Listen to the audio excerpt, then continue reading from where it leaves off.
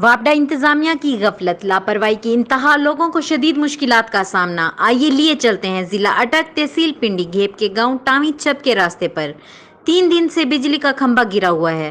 वापडा वालों को कोई परवाह नहीं, इतनी गर्मी के लोग बेहोश होने लगे।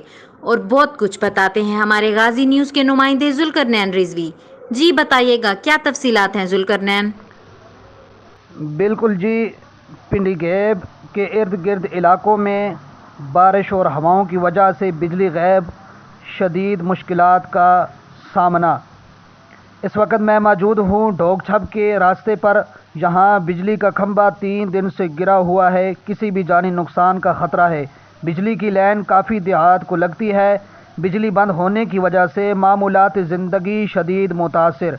हम अपील करते हैं महकमा वापटा से कि इस खंभे को जल्द अज जल्द खड़ा किया जाए ताकि शहरियों की बिजली बहाल हो सके। वापटा इंतज़ामिया की गफलत, लापरवाही की इंतहा, करंट की वजह से जानी नुकसान का खदशा। टामी की दाखिली ढोक छप के रास्ते में पोल से लकड़ी टूटने के बाद हाई वोल्टेज बिजली की तारें किसी भी वक्त बड़े हादसे का सबब बन सकती हैं। पिंडी घेब वापटा हुकाम शहरियों को तहफ़्फ़ुज़ देने में बिल्कुल नाकाम दिखाई दे रही है। आला अफसरान और वापटा हुकाम से फौरी नोटिस लेने का मुतालबा, किसी भी जानी नुकसान से बचा जा सके।